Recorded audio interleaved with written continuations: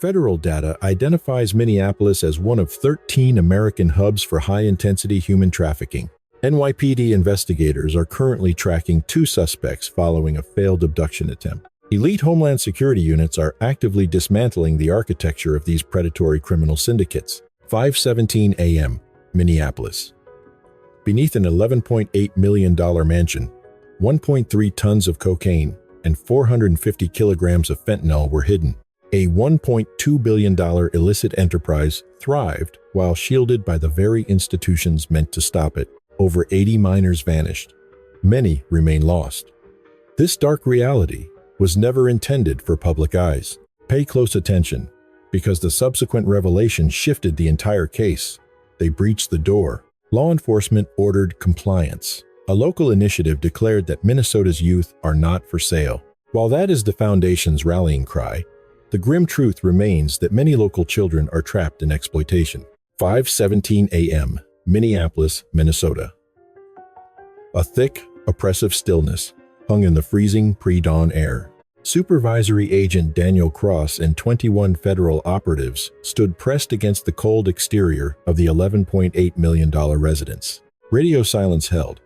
Every operative waited for the final command to move. Records identified the owner as Mayor Jonathan Reed Whitmore, a public figure whose reputation rested on the facade of law and order. Yet the mask was slipping.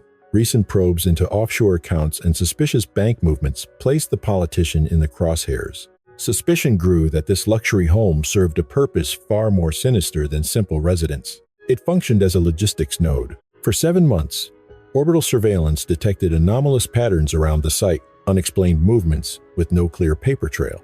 A mayor linked to the cartel seemed impossible, but the data was undeniable. The tactical plan remained simple. Entry achieved at 5:21 a.m. As the primary door gave way, the situation shifted instantly. The interior revealed a scene far beyond a standard raid. Narcotics saturated the premises. 1.3 tons of cocaine and 450 kilograms of fentanyl were stashed within the architecture, from walls to floorboards. Customized hidden vaults spanned the 10,500 square foot mansion. This was no mere warehouse. It was a nerve center. Soon, agents unearthed $72 million in heat-sealed currency buried in fortified structural bunkers. The pivotal discovery was hidden behind the quiet exterior of a private study, a concealed library entrance, a hidden portal. Upon entering the sealed chamber, the team realized the horror had nothing to do with narcotics. High security keys and still warm coffee suggested a high-level summit had just concluded moments prior. Official shields and discarded department uniforms lay scattered across the floor. Scrambled monitors tracked municipal buildings, while a single leather journal sat at the center of the workspace.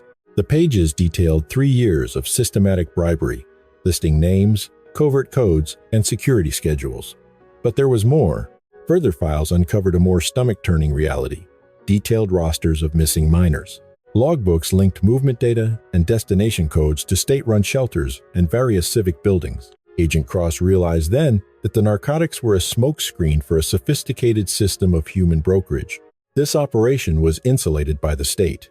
A standard raid had inadvertently exposed a massive systemic conspiracy. A $1.2 billion shadow economy flourished under the guise of official government business.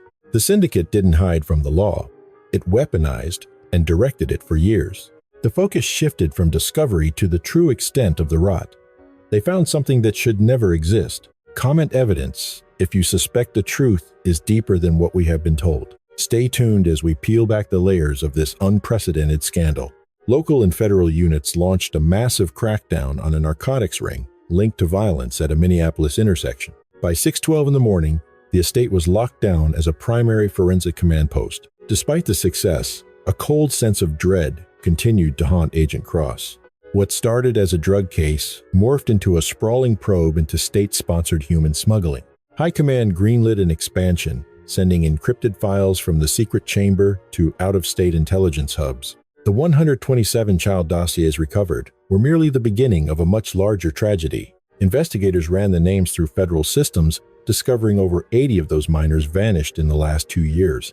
Yet, the grim reality surfaced shortly after. 43 of those files remained cold, labeled as unsolved mysteries. Until now, Leads were non-existent. Electronic trails mapped out every departure, monitoring victims across 5 separate states. From Minnesota to Michigan, these lightning-fast transfers, frequently under 3 hours, were meticulously timed to bypass law enforcement. No accidents here. This was a disciplined, highly structured machine under professional protection. Forensic accountants peeled back the layers. Beyond that initial $96 million lay 18 phantom corporations masking a labyrinth of illicit wealth. On the surface, these firms handled logistics, community outreach, and housing for the displaced. Their ledgers showed no blood.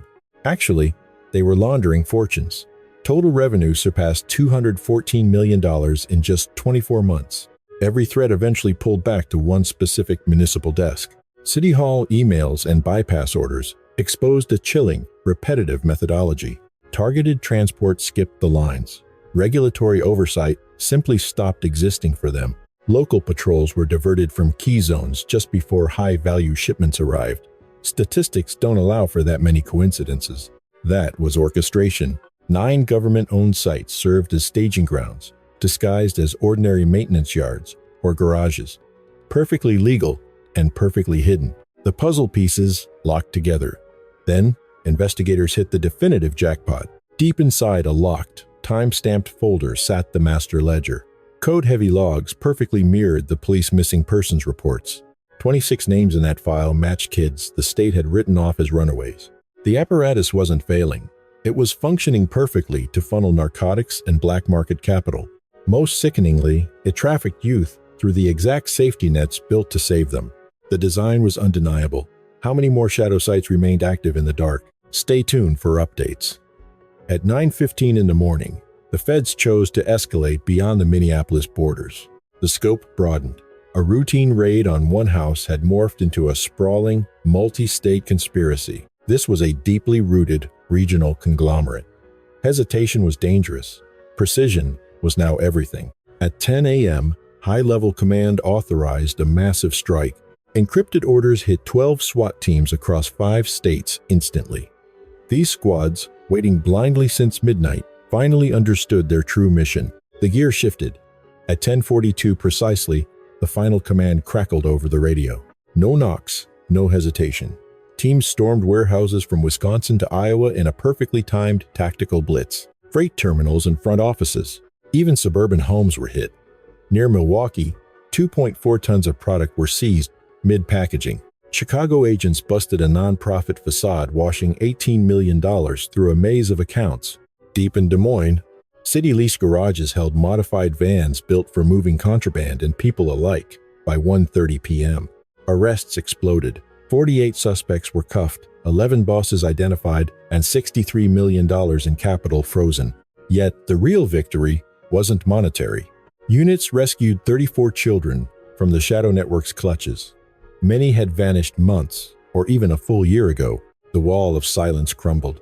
In Minneapolis, the mayor finally faced a grand jury's formal indictment. It was a laundry list of felonies: trafficking, racketeering, and distributing narcotics, obstruction, and leading a criminal enterprise.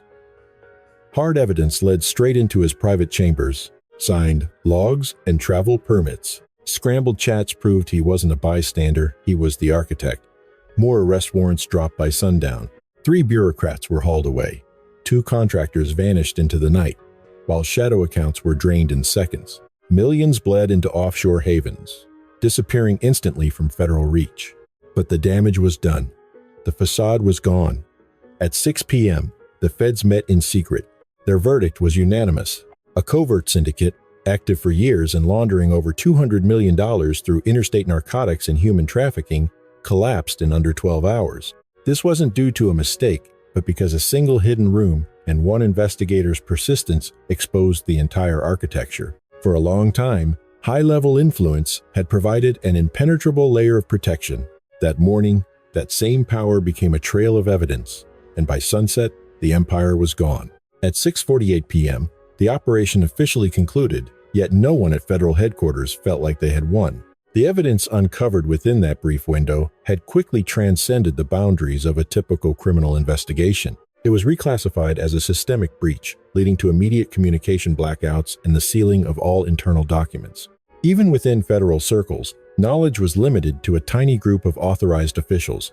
The implications were too severe. As forensic teams processed the data from the concealed chamber, a much darker secondary layer began to surface.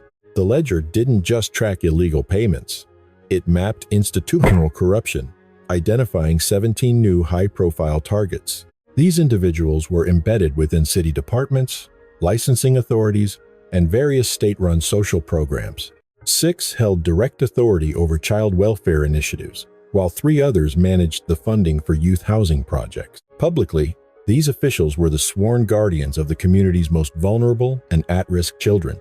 In the shadows, they were the facilitators moving them, leaving a digital trail that could no longer be ignored. Case files had been manipulated, with 29 missing minor reports surreptitiously reclassified as simple runaways or lost contacts. There were no alerts or follow-ups. In several instances, time logs showed these alterations occurred within minutes of the transport departures recorded in the syndicate's encrypted logs. This wasn't bureaucratic negligence, it was high-level coordination. Then the financial investigation took a chilling turn. While $63 million were frozen, analysts watched another $41.7 million vanish during a 92-minute post-raid window. The transactions were rapid and fragmented, funneled through offshore accounts in the Caribbean and Eastern Europe via a pre-programmed real-time emergency protocol. At 7:26 p.m., another alarm sounded. 2 private contractors tied to Municipal logistics had suddenly disappeared. Traffic cameras confirmed their vehicles crossing state lines hours before the first warrants were even served. A third target, a mid-level administrator, had vanished from a residence that was found completely empty, his devices wiped, and his access killed remotely, showing every sign of a professional and calculated exit. Back at the command center, Agent Daniel Cross focused on the final decrypted file recovered from the main estate. Most data was processed, but one isolated entry remained. Phase 2 routes active, with no names or location. In that moment, the gravity of the mission shifted. The network they had dismantled was undeniably real. The evidence they exposed was massive, yet there was no certainty that the threat had been neutralized. If Phase 2 was already in motion, then this organization was never meant to survive exposure. It was built to outlive it. By 8:32 p.m., a classified briefing was underway at a secure federal site, away from the press and public. Present were only the top officials from Justice, Homeland Security, and the highest tiers of federal command. They weren't reviewing a case file anymore. They were staring at a threat assessment with immediate and dire conclusions. The machine had been disrupted, but it was far from dead, as updated intel began to flood the room. Confirmed cash flows tied to the operation reached $214 million over 2 years. Yet that was just the surface. Analysts estimated the true volume likely surpassed $500 million, potentially hitting $700 million when untracked offshore movements were included. This wasn't a gang, it was an infrastructure. The human toll was even more horrifying, with 127 children identified, though the database was clearly incomplete. Based on the frequency of the logs, the transport capacity, and the time frames, experts projected that the actual victim count could exceed 200, perhaps 300 over 5 years, with many reports either suppressed or erased from the system entirely. Mapping data also revealed that several primary transport routes had not yet been activated. These unused pathways stretched far beyond the 5-state region, representing a redundant, pre-planned backup system. This network had not only operated with ruthless efficiency, it had actively prepared for its own compromise. Standing in the back of the room, Agent Daniel Cross reviewed the data. 12 hours ago, this was just a narcotics case. It had mutated into a shadow organization, a machine for distributing narcotics, a pipeline for laundering dirty cash, and a dark infrastructure exploiting the very systems meant to shield vulnerable minors. Despite these revelations, the investigation remained incomplete. A single encrypted document resisted full access. Within its layers, investigators flagged a category designated as outside collaborators. Names were scrubbed, replaced by ciphers. However, the mapped coordinates hinted at a much broader reality. The reach surpassed Minnesota and the Midwest. The network spanned across state boundaries, even crossing into international territory. At 9:47 p.m., The room went silent. No official statements followed, as only one chilling reality remained. The day's discoveries were undeniable. While the damage was substantial, the looming threat of the unreached network felt far greater. This marked a beginning, not a conclusion. Engage below if you suspect this reaches far past any borders. The shadows behind the shield, a call for vigilance. Behind the polished facades of power and the quiet luxury of gated estates, a predatory darkness often breathes. This chilling revelation is more than an investigative breakthrough. It is a profound moral alarm. When the very hands sworn to protect the vulnerable, our children become the architects of their exploitation, we face a crisis of the soul. The true tragedy isn't the millions in laundered cash or the tons of narcotics. It is the stolen laughter of names written on a cold ledger. It is the ultimate betrayal of the sacred trust we place in our institutions. We are reminded that evil does not always hide in the shadows. Sometimes it wears a suit, holds an office, and weaponizes the law itself. But there is hope in the light of a single investigator's persistence. It proves that no empire of greed is impenetrable when met with unwavering courage. Let this be our rallying cry. Our children are not commodities. Our safety nets are not staging grounds. We must look deeper, speak louder, and remain ever vigilant. Because when the machine of exploitation prepares for Phase 2, our collective conscience must be the only barrier that says, "Not on our watch."